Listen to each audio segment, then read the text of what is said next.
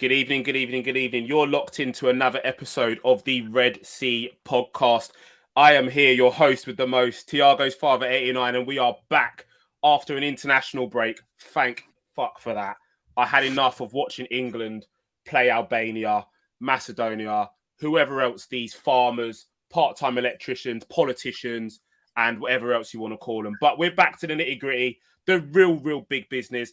That is Liverpool, and we take on Arsenal on Saturday evening. But without further ado, we've got a very special guest returning to the show. And no, I'm not talking about Courtney Barker or myself or Southern Scouser. So without further ado, let's roll them credits. Tell the world we are Liverpool, champions of England. We've conquered all of Europe. We're never gonna stop. From Palestine to Turkey, we've won the fucking lot. But Paisley and the Shankly, the fields of Anfield gold. We are unsupported, and we come from Liverpool. And we what are an intro. Back. Oh, mate. Only the best for you, pal. Only the best for you, and obviously myself.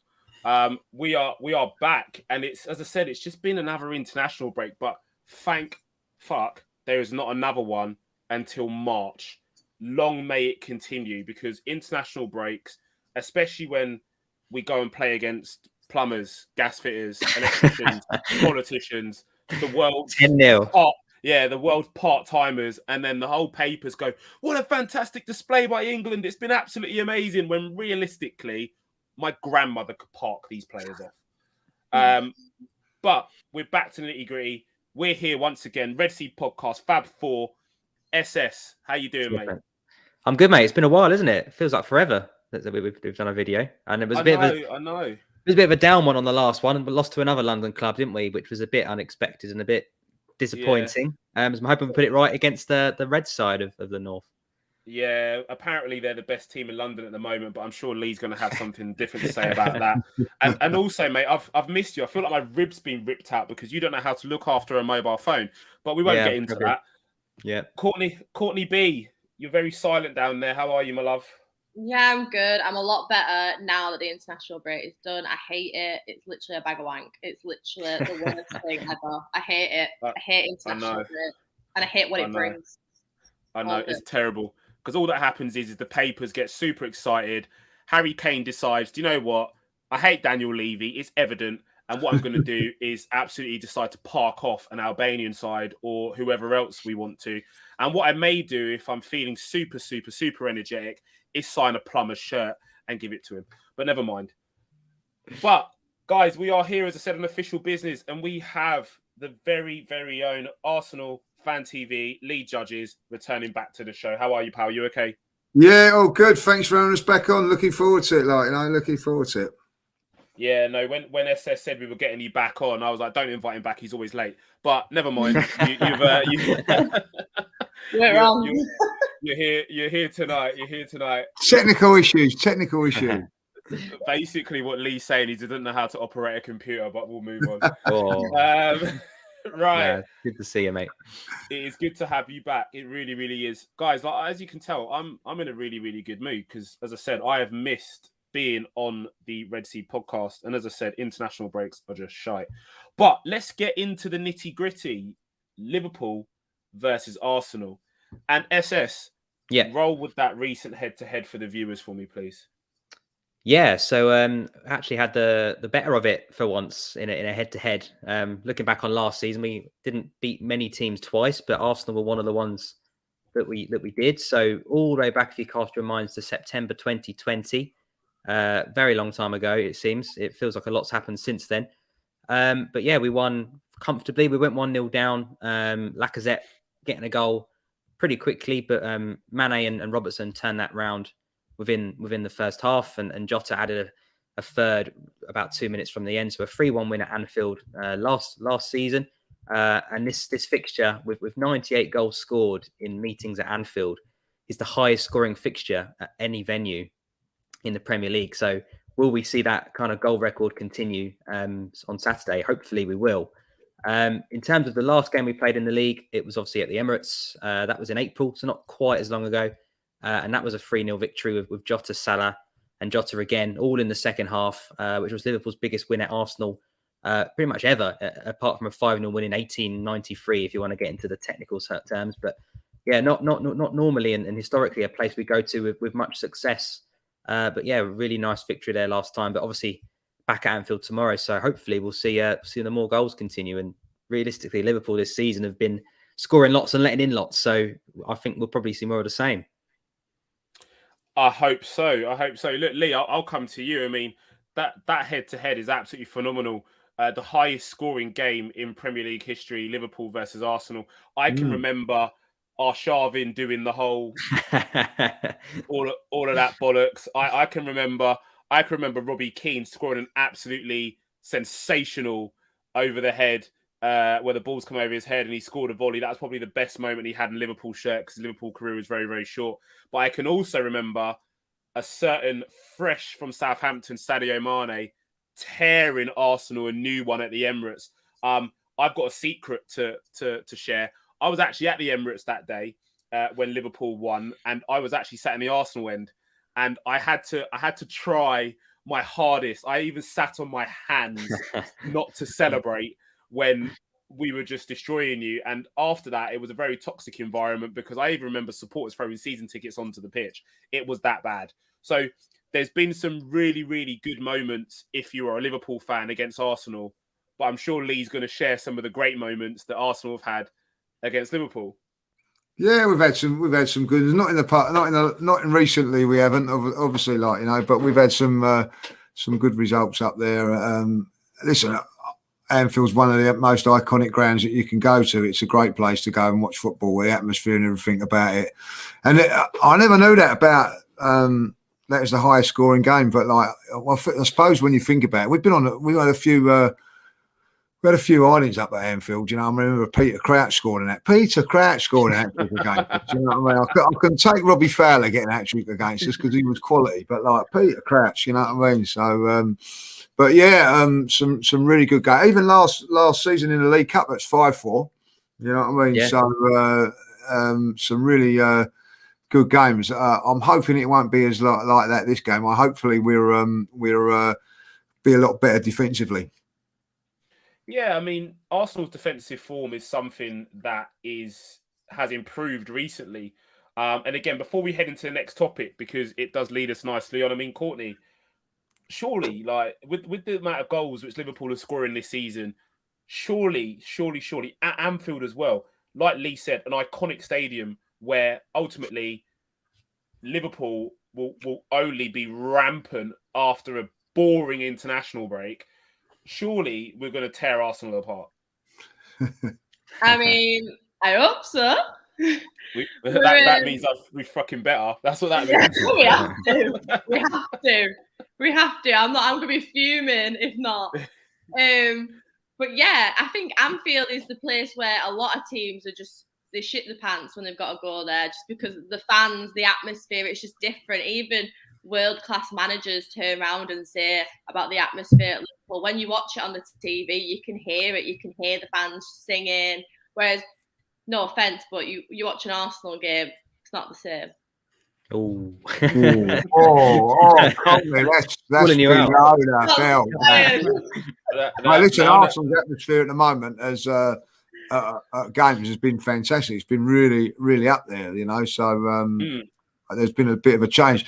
I don't know if it's because a lot of I don't know what it's like at Anfield, but a lot of the tourists get tickets and things like that, which is great for the tourists. But obviously, they're not being able to come over, so it's hardcore fans seem to be getting a lot of tickets. So the atmosphere seems to be. I don't know if that's the case, but definitely the Emirates has been it's been buzzing this season. So it's been pretty good, and listen, the Anfield atmosphere isn't as famous as it used to be. Let's be honest. Oh, here we go. Yeah, it's heating up in here now, guys. Look, this whole Anfield atmosphere, not what it used to be, is a total myth. I've been lucky enough to be at Anfield twice this season and be away with Liverpool once this season as well. And I can assure you, that we are in top form in terms of atmosphere. Obviously, a lot of people look at the Sky Sports coverage and the BT coverage, and it's all dampened down a little bit, and it's nothing like that. I mean, the first home game of the season against Burnley, it was electric. Like we were in full song. Yeah, we were in full song. And then when you and I went away against Watford as well, again, we were in full song and we were away. Like it was mental. So this whole atmosphere thing, I don't really buy into it. But I think this leads us really, really nicely onto the question on everybody's lips, Arsenal fans and Liverpool fans.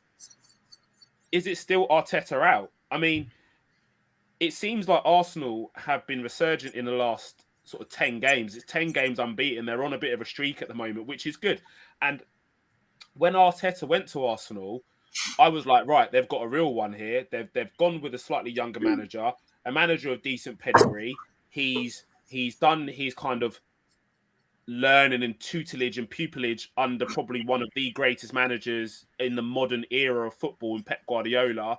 You hear that he's an absolute tactical wizard. He obsesses over tactics. You hear loads of good things. And then ultimately, what ensues at Arsenal following his appointment is absolute chaos. But it does seem after, he's into his third season now, isn't he? Actually. Yeah, second full season, yeah. Yeah, his second full season, but third term, essentially, third season in the job. It does seem at the moment that something's clicked. Now, I don't know if that's signings. I don't know if that's, the club ethos, whatever he's trying to implement, but something seems to have clicked. I mean, Lee, fill us in, man, because, 10 games unbeaten in the Premier League, regardless of who you've played, is no mean feat.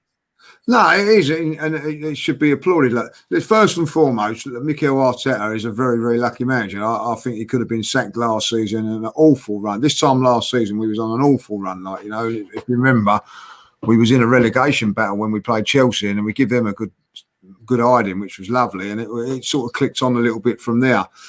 Even like the first 3 games of the season, I think you could say he was fortunate to still be in a job, and of course after the Europa League as well. So first and foremost, he's been fortunate. But the board have backed him. They've said they're not going to sack him. So that's how you've just got to go along with that now. He's got his players in place, and I say like his defensive players now. I think Arsenal are a much different team defensively now. We've got no weaknesses in that back four now where we had in the past. So there is signs that things are starting to change a little bit, but we've got a long, long way to go. But listen, we've played Liverpool. The last time I was up there, obviously before COVID and that, Maitland-Niles scored. Before I stopped celebrating, we was 1-1, and it was 2-1 within seconds because we just couldn't defend. And we all, but now we've got players in there that can defend. So listen, I'm not saying that we're going to go up to Anfield and win and all that, but I'm a little bit more optimistic. The last couple of times I've been up there, and this is no word of a lie, guys, I've actually thought let's try and keep the score down, Yeah, I mean, obviously we've been rampant, in terms of our performances and our displays as well. And it's funny, like, what is your, again, just coming back to you honestly, what is your position on Arteta? Are you happy that he's your manager? Is he the right man to take you forward? Because, I look into a number of different shows. I go on a number of different shows, and it's always funny when you lock in and you see Lee Gunner on the Football Terrace, and he's talking about how the current run is just been pure luck. Like, he expects to beat these teams.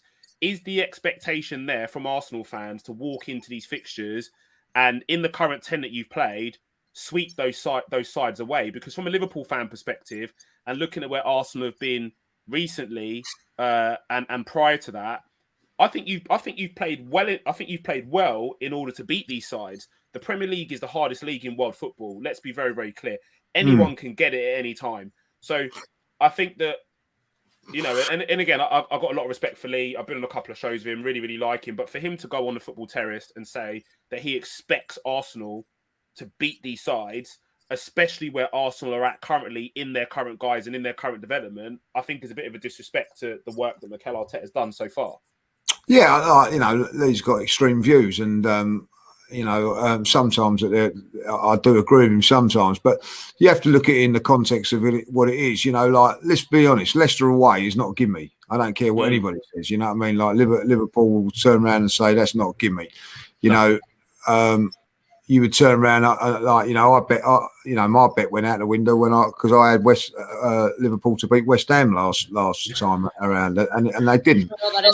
So let's not talk about it. Let's not talk about it. There's no gimmies, is there? Like, do you know what I mean? So as well as like, if you're Liverpool fans, if you had the run of fixtures that we have had in those 8 Premier League games, you would be looking at it and thinking you should stay unbeaten in them, and probably picked up the same amount of points, So it is now the big test is to go to Liverpool and see what you can do.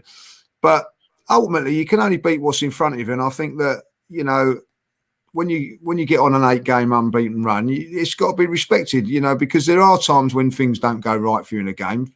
I think the Watford game was a good test for us because they tried to bully us. In a couple of years ago, guys, they would have got something from that game. But we held firm. We didn't concede silly goals, so we didn't get caught on the counter attack. So all the things that we've been crying out for are there.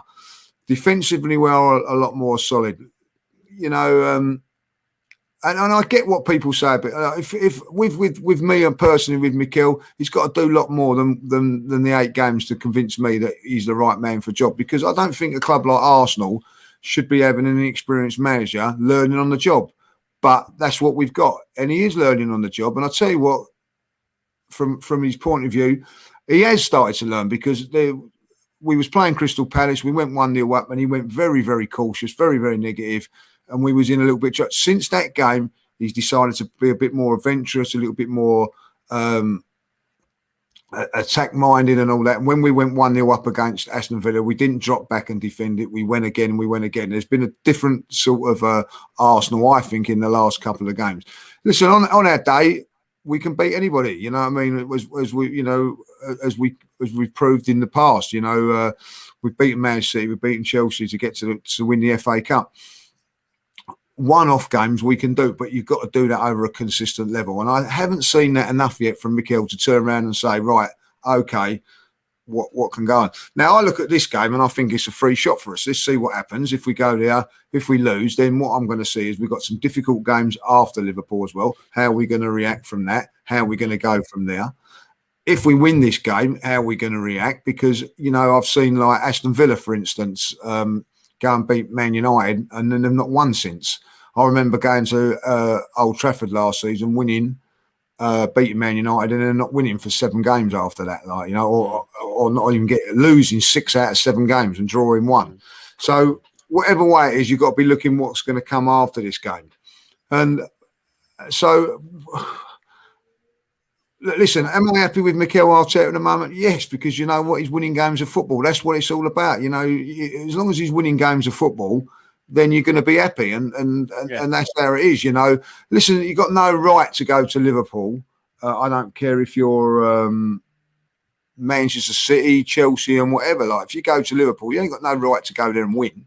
It's a tough place to go. So, and I don't buy into this fact that Brighton got a point there, so Arsenal should go and get a point there. Things like that ain't. This is a tough place to go and go. I look at the tape, let's look at the 4 games at Liverpool, and you can say, right, well, they lost to West Ham, they drew with Brighton, but I watched them against Liverpool, against Manchester United, and I watched them against Atletico Madrid, and I thought, well, I might want to sell my ticket. You know what I mean? Because that's how good they were. So there's 2 different sides of it, Listen, guys, just going to go on mute here because I've just got to take this call. 1 second. Yeah, no worries. Yeah, and I totally agree. I think what Lee's saying there is pretty true. I mean, the key thing, I think the key thing from us as a Liverpool perspective is how do we build on what we've already got? How do we go into that game against Arsenal, who are going to have their tails up because ultimately they're in a position where they're winning games. Yeah, we're coming off the back of a loss and an international break. Okay, so there's a lot of water that's gone under that bridge between that fixture and between now. I mean, SS, I'll come to you on this quickly as well. Yeah. The Arteta out thing, the Arsenal fans back end of last season were incredibly vocal about Mikel Arteta. So. Lee mentioned it there as well. Arsenal shouldn't be having a manager at the helm who's learned on the job. But I view it differently. I think that's a representation of where Arsenal are at the moment. Respectfully to Lee and respectfully to Arsenal, they are no longer the biggest team in London. There are other teams in London which are now starting to have some. Look, you know already when you come to the Red Sea podcast, we tell it as it is. You can't argue that Chelsea are the biggest team in London. You can't at the moment. You can't in terms Yeah, of history. listen, hold on a minute. I'll argue that to the cows come home. Right? Not at the moment. Are winning trophies and are a team. They'll never be as big as Arsenal. You know what I mean? Keep on going. I think they will be. Blackburn won the trophy, won the Premier League before you. Does that make them bigger than Liverpool? No, not. Prolonged success, you haven't won the league for 30 years, like. All right. I was going to agree with you. Let's get this right. Liverpool have always been a massive club, whether they won the league or not. And I would still say that. Listen, Chelsea have won the most trophies, right? More than Arsenal and Liverpool in the last whenever. But I would never class Chelsea bigger than Liverpool. Never. No, 50 trophies. My thing is just to. So you can stick that up your pipe. James, we'll leave that there because I haven't actually said a word for about 20 minutes, so I'm going to have a say. No. I'm going to bring. I want to have my say on Arteta and for now. I don't want to get into who's bigger club because we'll be here all night. I agree with you. Yeah, but in terms of what Lee's been saying about Arsenal, I completely agree with him. If you're looking at an Arsenal perspective, you just want to see progress, don't you? So you've seen 8th twice in a row.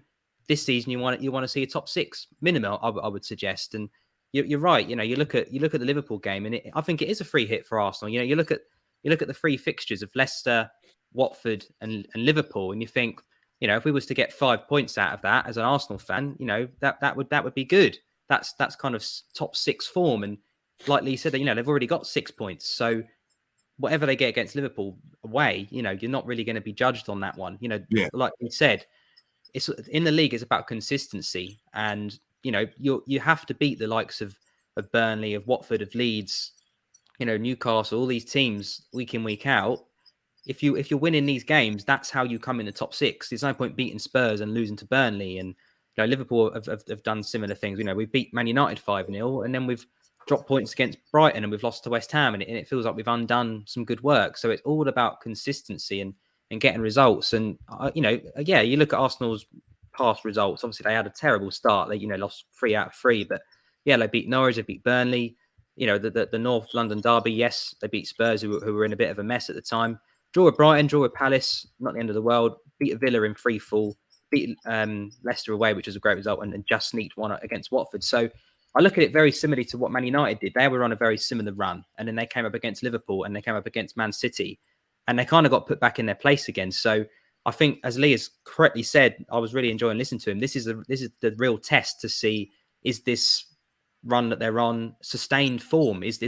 Have Arsenal turned a corner? Have they found a start? Have they found a tactic? Have they found even an 11? Because I probably could name Liverpool's starting 11 when everybody's fit. I think everybody could. You could name the best team and the best formation, but I'm still not sure what Arteta's is. And yes, that's allowed to change depending on the opposition and the form. But again, I think it'd be very, very difficult to name Arsenal's 11 week in, week out compared to maybe a Liverpool. So I'm really intrigued on this fixture because Liverpool have yes, Lee says, against United, against Atletico, been relentless and looked unbeatable and like a freight train at times. And then we've kind of shown this soft underbelly of conceding, 2 up against Brighton at home and not winning the game. Letting 3 goals away to West Ham, drawing with Brentford. That's not the kind of games and results that you need to win the league. And ultimately that is our aim this season. So, we said West Ham was a must win after the Brighton draw. I mean, after a West Ham loss, this has to be a win. So I think Liverpool are under pressure. I think Arsenal are like Lee, that, anything that they get, if they get a draw, great result. If they get a win, be unbelievable. If they get a loss, not really the end of the world because of the form that they've been in, and they're going to be in and around where they expect to be. And yeah, they will have some more difficult games coming up. But after Liverpool, they're at home to Newcastle. You'd probably expect to win. They're away to Man United after that. God knows what's going to happen there. And then you've got Everton, Southampton, and West Ham. So interesting. I think Arsenal were much improved this season. They look a lot better. I've watched them a couple of times, and some of the youngsters like Saka and Smith Rowe, are starting to get a little bit more experience. Smith Rowe showing some great form this season, unbelievable form, and one of the best young players in the league right now. So it's really tough because Arsenal have kind of either a brilliant kind of team that turns up, or they can turn up and get played off the park, which they have done at Anfield, as Lee mentions, a couple of times in the last few years. And again, I don't know the Liverpool that's going to turn up. I really don't. And even the Liverpool that turns up in the first minute sometimes is not the Liverpool that finishes it in the 90th. So I'm sure we'll get onto it with team news and who's expected to play. But yeah, really exciting fixture for me. Yeah, I mean, you made some good points in there, SS. I think for me, I agree with some of what you said, and parts I don't. I don't think that I don't think this is an Arsenal free hit. Nothing in the Premier League's a free hit. If you're coming into a Premier League fixture thinking that you've got a free hit against a side like Liverpool, you're going to get parked off. If you come into Anfield with that mentality, it's going to head one way. Arsenal are going to come into this game and they're going to look to try and get 3 points because they want to continue that momentum heading into subsequent fixtures after that. Yeah, Arsenal have faltered a little bit, over time, but where they are at the moment. I mean, Courtney, I'll come to you on this as well before we move on to the next topic. Is it still Arteta out? Are there parts of that Arsenal fan base which are just not fully sold on the Arteta situation at the moment? Well, I know a few Arsenal fans, and I know a couple of them. They are still Arteta out. I know a lot of them when they were watching the games, they just end up stopping because they were just like over it. And I feel like they're still feeling a bit like that. Obviously, if you are going on a good run of games, that's what you want. It builds that momentum as well. But all you need is that one game to stop you in your tracks, and then it could just be downhill again from there. So it's a bit of a difficult one because you don't really know, do you? It's one of them where you got to wait how the games play out for the rest of the season. But I do know a few Arsenal fans that have been Arteta out and still are Arteta out. I mean, let's get to a couple of these comments in here as well because there's some great comments. Evening, mate. It's good to see you. Dave's LFC chat. It's good to have you in here, mate. Welcome back. Let's scroll up a little bit here as well. Where are we? There was an interesting one in here. Rymental. Shout out to you, mate. I'm worried about Smith Rowe and Saka. We're going to get onto that a little bit as well. Odegaard got a lot to what's that? Untapped potential. Yeah, untapped potential in total. Odegaard. Hold on. Where are we? There's another one in here as well. Shout out Barker Senior. Smith Rowe and needs to be Smith Rowe and Saka need to worry about our fullbacks. Very, very true. And I'm sure that's in regards to the comment above that as well. Guys, let's just jog it on. Oh no, I'm not going to post that one as well. In fact, I will do.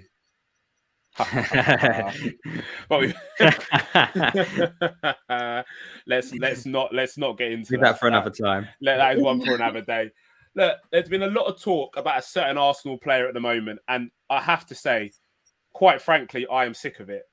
And the reason why I'm sick of it is we cannot deny the obvious fact that he's had 3 relis. Yeah, he's had 3 relegations, right? This player, Wimbledon, Sheffield United and Bournemouth. He's had 3 relegations on his CV.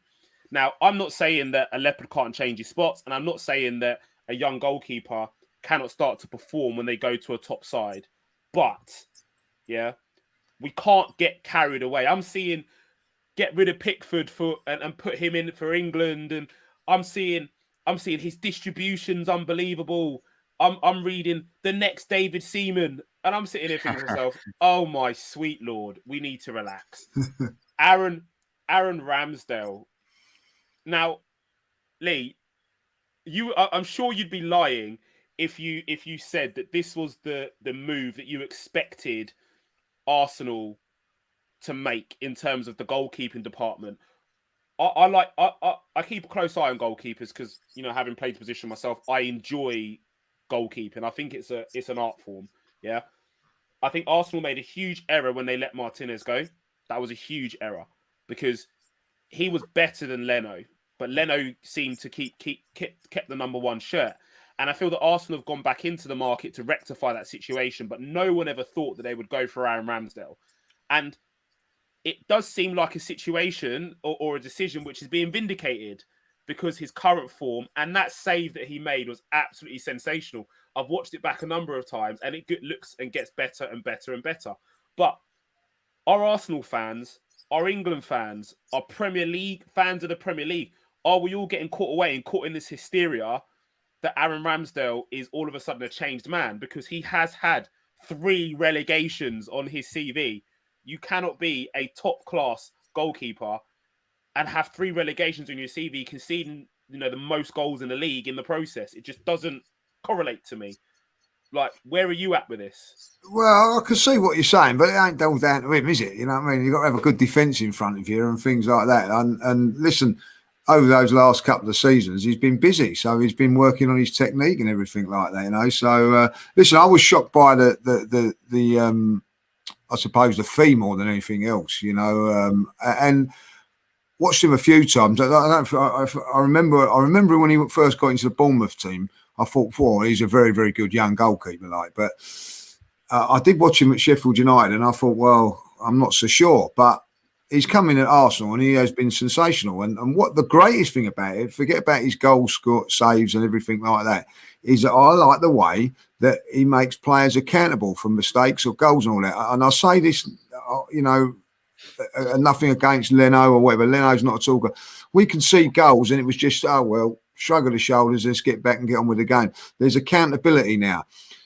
What I like about that is so if someone does something wrong, he's onto them, but then if they do something well, he gives them the praise that they want as well. So what I have seen with that, it's not just down to him, but the other players coming in, that there's a thing with Arsenal at the moment where it means something to defend properly. It means something to keep a clean sheet.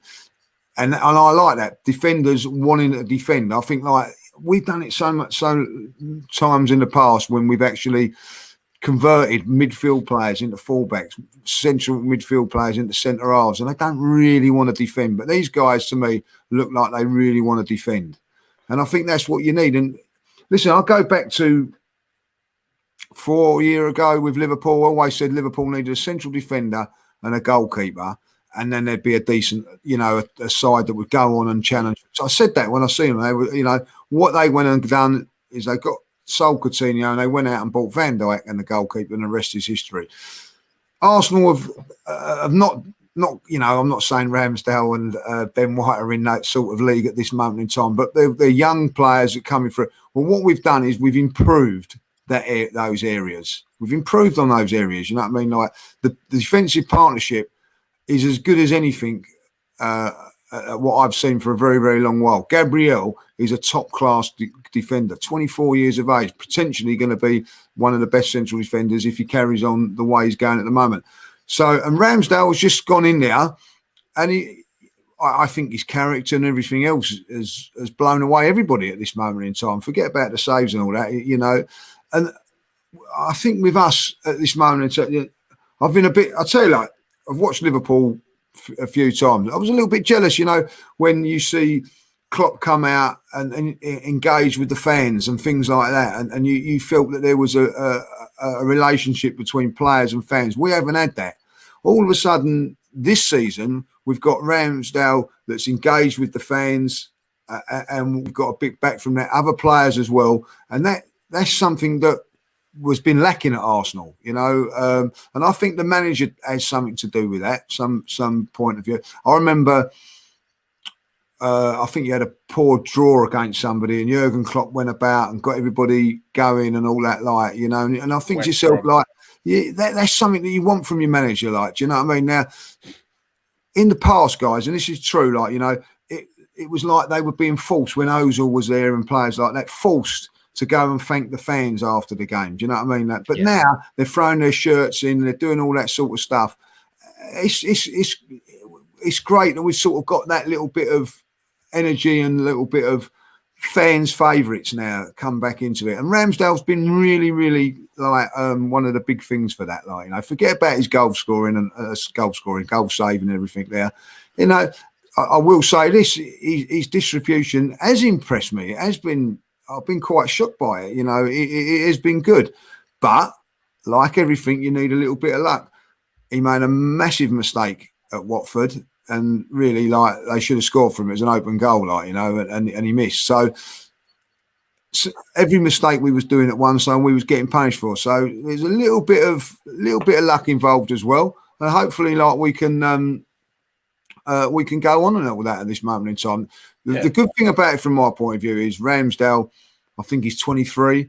I don't think he's ready to play. I don't think he deserves to take Pickford's place at the moment. But I will say this: Pickford has been having it his own way too long. I don't think he's the greatest goalkeeper. I remember watching our Liverpool Everton 0-0 with a second to go, and he flicked one into his own bloody goal. Like, do you know what I mean? So and he's done that on a few occasions. So what Ramsdale's going to do to him now is put pressure on him. That can, I think, will make Pickford a better player. But I'll tell you what, if Pickford keeps going down the same route he is and Ramsdale keeps playing his way, there's going to be a change in the guard, because that's how football is.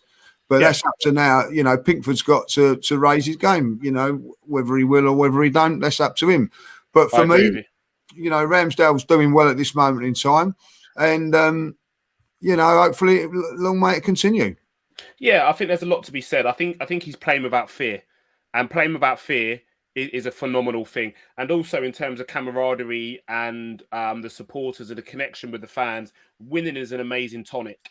What is it going to be like if you lose? How is the reaction going to be there? And I think that's going to be telling. I mean, I just want to jog it on slightly and get a little bit into the Liverpool segment of the show. Courtney, I'll come to you on this. Robbo limps out of international duty. Henderson limps out in international duty. Mane limps out in international duty. Who else was there?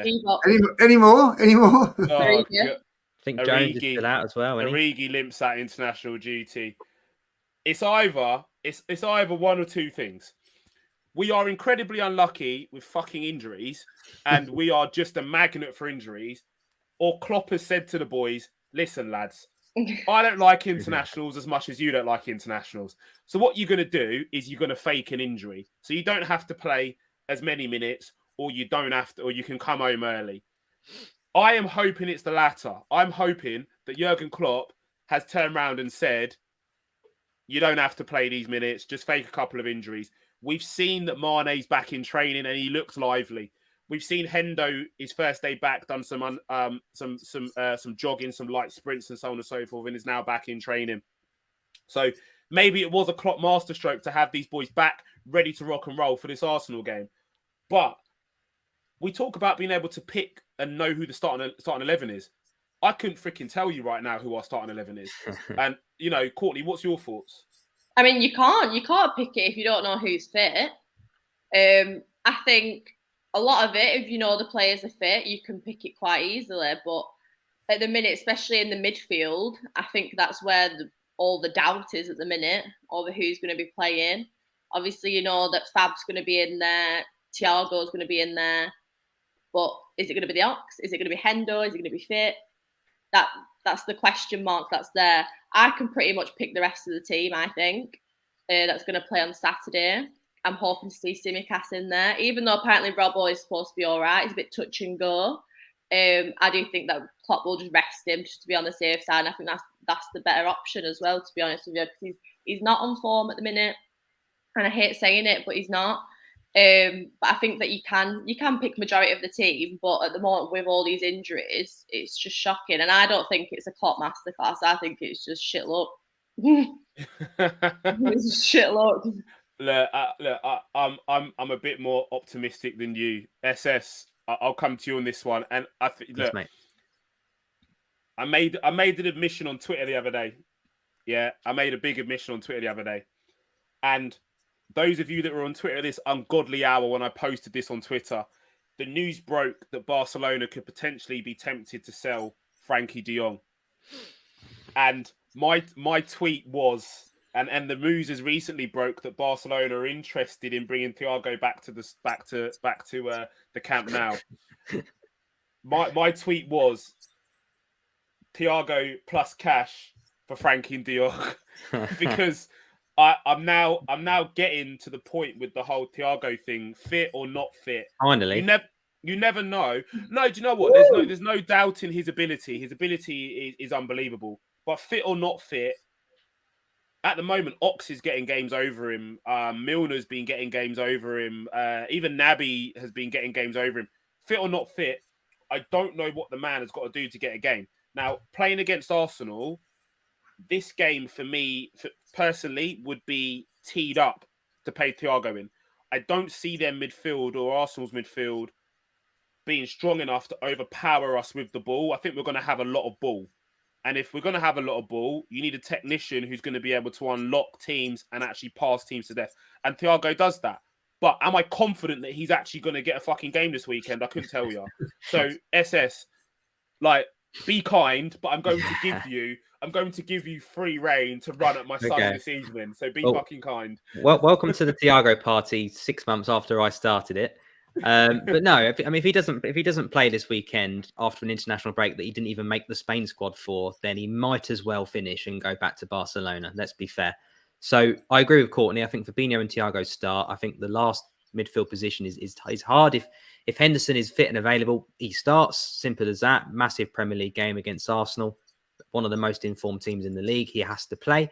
He scored a great goal for England. He got a great assist for England. So hopefully, minor knock. I know he was back in individual training or training with Milner away from the rest of the squad, but we're still a couple of days away. So if anybody gets chucked in, 90%, 75%, it's him. I think Chamberlain's the obvious option for the third one. Again, someone that didn't go on international duty and has been getting some minutes as well. But yeah, other than that, like Courtney said, it's a matter of who's available. And I think Jones is still out. I think Keita's still out. So, we are quite limited in that area. So it's going to be, for me, those two with Ox or Hendo. And the one that misses out on the starting, I think, will be introduced at some point out of those four. Back four, again, we've had this whole kind of Tsimikas versus Robertson debate over the last month or two. I think from an outsider's point of view, I'll be interested to get Lee's point of view on it as well, that I think Robertson really is seemed as untouchable, but it's been good to see some competition, and the knock for Scotland probably will mask him being dropped anyway. I think Tsimikas probably in terms of international form and basically form for Liverpool has probably deserved a chance, but does he get chucked in? Is that an admission? It's not an admission. Let's do that. Let's clip it right now. He's not one shit with Robertson not back either this time round. He's done that on purpose. I would still play Robertson if it was up to me, but I think if there's an option to give Tsimikas a go, it's when Robertson has a knock, isn't it? Without anybody raising any eyebrows. So interesting to see who plays there. I think the front three picks itself, doesn't it? Mane, Salah, Jota. I think there's a lot of goals in that front three. I think that will really test the Ben White, Gabriel, Ramsdale triangle with the high press, and then the back, the rest of the defense. The Brazilian boys are back. Last international break they missed the game because of the late travel. They'll be back. So Alisson in goal, Trent at the back. I know it was only San Marino, but every time he got the ball, we scored. Whether that be an assist, cross, whatever it might be, and I know that you can't judge that, but. He's putting in them brilliant crosses on a sixpence. So hopefully he continues with that. And the only other question really is it Matip, is it Konate next to Van Dijk, which again is probably the flip of a coin. So I think 11 versus 11, we have to be favourites to win the game, even in terms of form. We've drawn, lost, and won, and Arsenal have just kept on winning. But it's whatever 11 we put out. Based on the injuries, I would expect a victory. We'll get onto the score predictions later on, but it's I think it's going to be a good game. I'm really looking forward to it. Me too. I mean, just to probe this Robertson and Tsimikas thing at the moment, and look, I don't want to open up Pandora's box, but he's another one. What in the fuck has he got to do to get some sustained game time? Not get a game, but sustained game time, back-to-back games to actually get into that shirt and prove what he can do. Now, there's some out there banging the drum for Robertson to be dropped in favour of Tsimikas and for Tsimikas to assume the starting position. That's not what bandwagon we're on here. We are on rotation, sustained rotation. Andy Robertson is clearly suffering from some form of fatigue. He doesn't look his normal self, and there's so much as not physical burnout, but mental burnout. I think it's a mental thing. Playing for Klopp being one of the most demanding managers in world football in terms of what he asks his players to do physically and mentally can be difficult. We've heard managers like Pep Guardiola talk about it after being Centurions and winning the league and winning the League Cup and so on and so forth. How do you remotivate this group of players? And Jurgen Klopp has slyly hinted to this, saying the body language isn't on the pitch right. The body language on the pitch isn't right. And Andy Robertson has come in for a slight bit of criticism in his last outing for Liverpool in terms of body language. So I think it's a mental thing. I don't think a spell on the sidelines is going to do him any harm or do his status as Liverpool's number one left back, or if not one of the best left backs in the world, any harm. Tsimikas seems like he's proved he's an able deputy to step in, especially, and again, Lee, with total respect to Arsenal, but especially against a team like Arsenal, I think Tsimikas is going to be able to, and look, it's not a slur against Arsenal. We know where Arsenal are at in terms of their development under Mikel Arteta. Are we going to miss Andy Robertson up against Saka? Are we going to miss Andy Robertson up against Smith Rowe, who likes to play and operate in those channels? They're top quality players, but I do feel Tsimikas has enough in his locker to handle those players and still do damage going the other way. I mean, Lee, I'll come to you on this because it leads us nicely onto Saka and leads us nicely onto Smith Rowe. What wonderful talents these two boys are, especially as they're making appearances in England shirts. I probably speak very differently if they're playing for another nation, but I can speak subjectively because they do represent England. It was a joy to see Smith Rowe get his first cap and actually come on and influence the game. Saka as well in the Euro Championships influenced games. I mean, as an Arsenal fan, you must be so proud to see these boys get on the world stage and actually have some kind of contribution to the performances. Yeah, obviously, they've been fantastic, and the ceiling is so much bigger with these. The potential of these two players is unreal. I've said it all along that at his age now, Smith Rowe is better than Jack Grealish was at his age. And look how 5 years later, look how good Jack Grealish is now. So that's the level that And if that's Jack, a huge call. And I do believe that if Smith Rowe can continue to progress, we're going to have one hell of a player on our hands because Jack Grealish is a fantastic footballer. Saka just to me just defines how old he is, 20 years of age, just goes round players like they're not there. Very intricate player, very, very talented, very, very intelligent. So they're very, very, very good. But interesting about the Robinson one because I think that he's probably the best left back in the country, and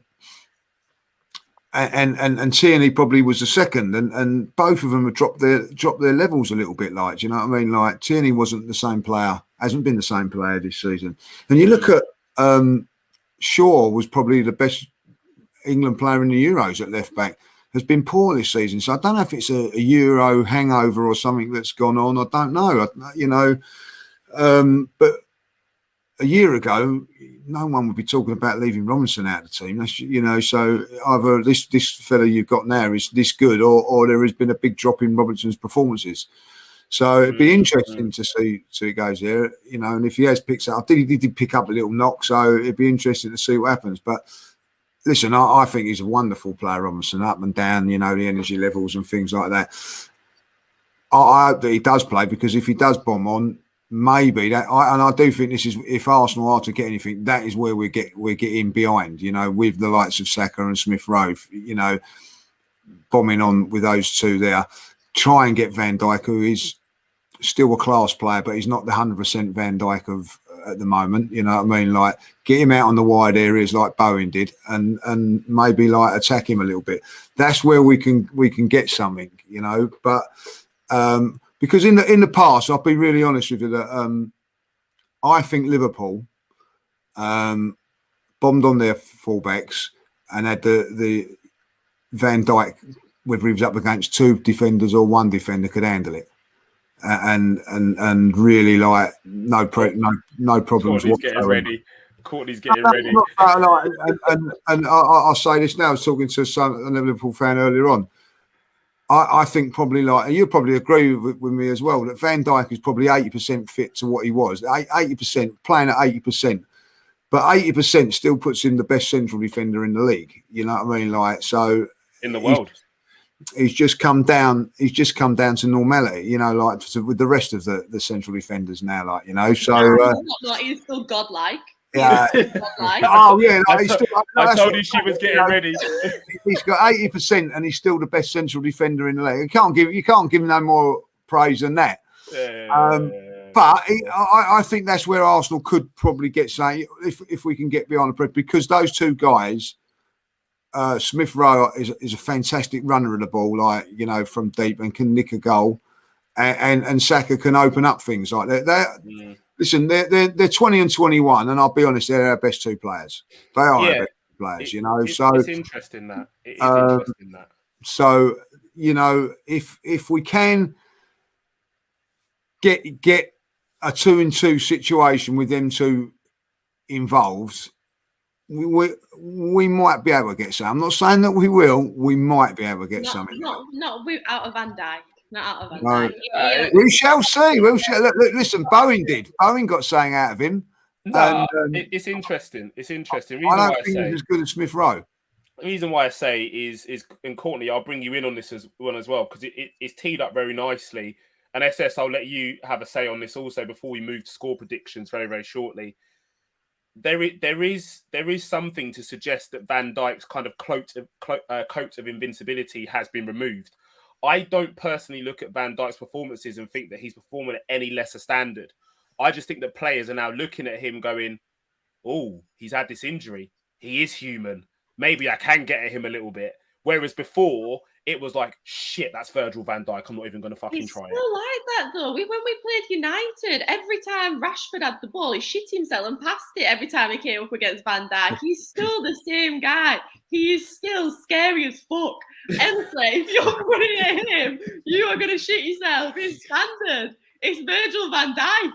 Yeah, I see it. I feel it. But maybe there is now calls for Konate to play alongside him, because Konate is an absolute freaking unit. Like, how can you be faster, bigger, and more powerful than Virgil van Dijk? Like, you don't expect them to be bigger, faster, and more powerful than Virg. SS and younger. SS, talk to me, bro. Like, and I'll give you the final say on this Van Dijk thing, because how do we dispel these myths that Van Dijk is playing at 80%? How do we dispel these myths that Virgil van Dijk is not the same player that he was last season? Or are you in that camp? I might be a bit controversial. I think his aura of when we first signed him, and in that year we won the Champions League, and the year we won the league, he literally had this aura, this armor about him, where everyone's like, "Oh my god!" Like, we don't get any change out of him. And like Lee said, I think perfect example when I think Spurs were breaking on us at Anfield 2-on-1. You know, it's Sissoko. Sissoko, and yeah, you know, it's just Van Dijk. Brilliant defending, though. Yeah, any other team would probably score, but Van Dijk, he's got the intelligence, he's got the pace to think, oh, I'll just put Sissoko on his left foot. All I need to do is kind of position myself in the right place to stop this goal happening. And I do think that this horrific, let's be fair, the worst injury, and Courtney will be an expert. It was a fucking assault. It was an assault. The worst injury you can get in football, really, other than a career ender.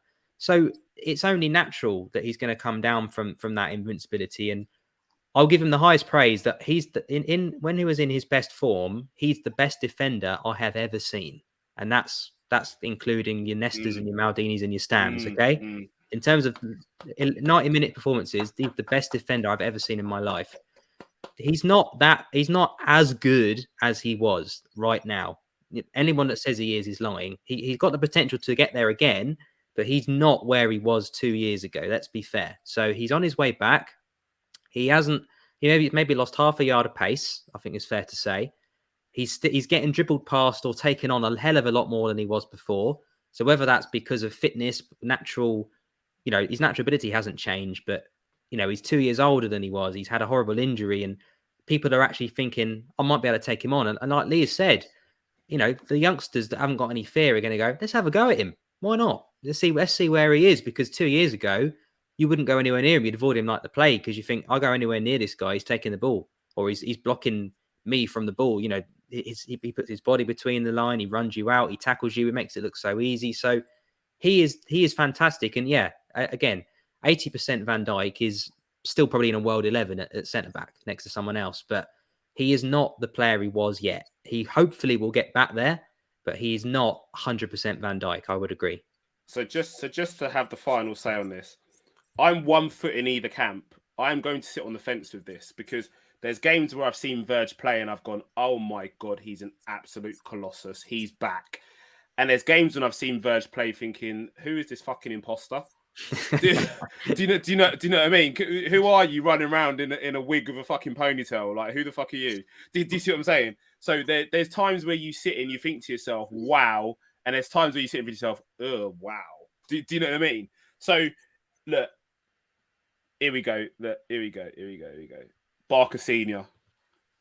I think some players want to get a tag that they went past VVD. I agree. It's almost like a badge of honor, isn't it? Because well, that's how good he was. Wasn't it Pepe that done like a half dribble past him, and everyone's like, Pepe is the first person to dribble past Van Dijk. I was like, he didn't dribble past him, but everybody wanted that wants that tag, don't they? To say, I've dribbled past Virgil Van Dijk. Put the badge on my chest. Listen, he's just come back from a horrendous injury, which people don't appreciate how bad that injury was. I appreciate that injury. Yeah, but if you have come through, you know exactly what he's gone through and what he's got to do. And it's going to take him time I think, to be honest, it just shows you what a machine he is to come back to the level he has so quickly. I think, it's a compliment to him. There's a lot of players, it takes good 6, come back, don't they? Get an injury, keep coming back. I think he's played every game. He's barely missed a game, is he? Yeah. No, you've got to admire him for that more than anything, So, really? Listen, he's not quite at his best yet, but give it time and he will be. He will be. I agree. So, guys, just as we're about to close out the show, just remind you guys in the comments, thank you for looking into the Red Sea podcast. Make sure you are liking and subscribing. We're at 525 subscribers, ramping our way to 600. If you'd like that to be one of you, please hit that like button and please share some of the content. Right. The part of the show which SS loves, I hate. Score predictions. Now, we're going to mix it up slightly. Yeah, we're going to mix it up slightly. Courtney B, you're going to go first with the score predictions. Because because what normally happens is SS goes first and then goes, oh, everybody's copied me. Ha ha ha ha. So we're gonna have Courtney, you're gonna go first on your score prediction. What do you reckon it's gonna be? Arsenal, so Liverpool versus Arsenal at Anfield, score prediction. I'm gonna go with a modest 2-1 Liverpool win. 2-1 Liverpool win. Okay, cool. Modest. Lee, we're gonna come to you on this. I think it'd be tight, but I think Arsenal win 4-1. No, I'm going with Courtney. I think we'll give it a real good game. We scare you. We give you some moments, but I think you'll just sneak it 2-1. And the reason is that I think that Liverpool, are the better team. I have to, and plus you're at home as well. So, I will have to say that. But I do think that we're going to give you some scarier moments than we have done in the past. Okay, I like that. And I'll go next. So he's sat on there and he just wanted to get it out. Look, I can see him burning, ready to go. I'm going next. I'm going to go 3-1 Liverpool. And the reason why I say 3-1 is because Salah is itching for some goals. He's itching. Yeah. Like you can see he is like ready to unleash the beast. And Yeah, but I don't think we'll stop Arsenal from scoring. I don't think we'll stop Arsenal from scoring because at the moment we are a bit leaky. We're leaking goals stupidly. So yeah, 3-1 Liverpool. Never So know without Simicast. yeah, never know with Simicast. Yeah, and Jota in the squad as well. There could be some headers in there as well. Yeah. And without further ado, before we close, our very own Southern Scouser with his score prediction. I'm going to be bold. I'm feeling, is it 5:30 on a Saturday? The atmosphere under the lights. I think Arsenal are going to get a bit of a rude awakening, and I think they've been needing it after their run. I think it's going to come to an abrupt end. So I'm going to go 3-0 Liverpool. I look at our front three. We've knocked Arsenal for 6 goals last season, home and away. We've got 3 at home, 3 away. I think we can see the same thing. Mane, Salah, Jota. That is a front three that can destroy anybody on their day. And like you say, Salah's in the form of his life.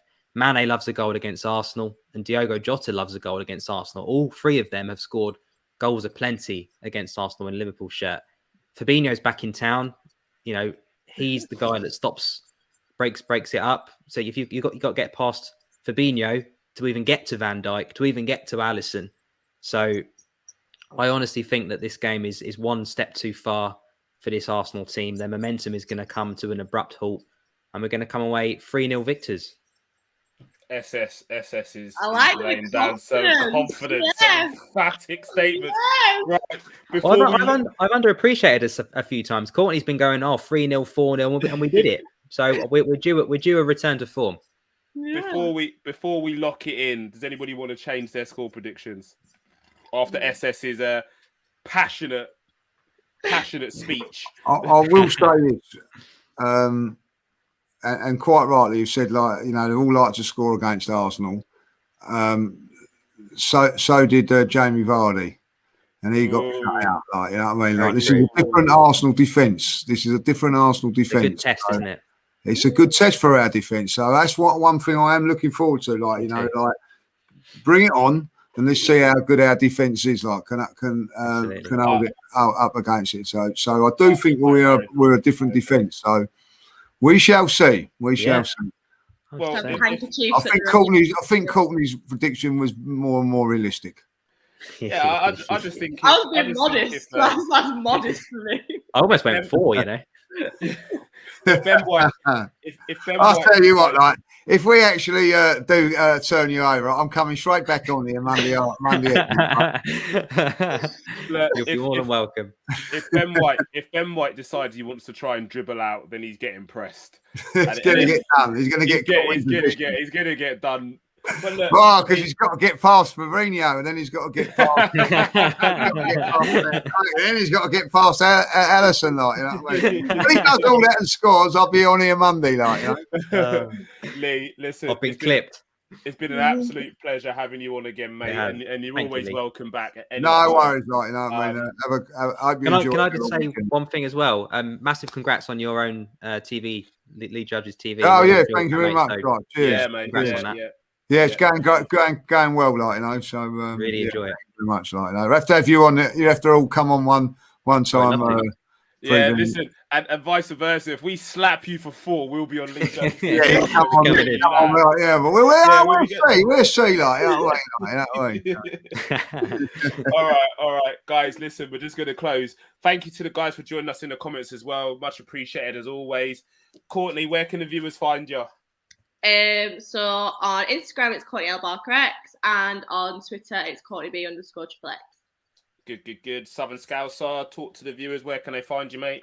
Yeah, at the South Scouse, and obviously we need Red Sea podcast subscribers. So guys, please give us a subscriber. On our way to, we're trying to get to 1K before the end of the season, and we only started it at the start of the season. We're already halfway there, so it's looking good.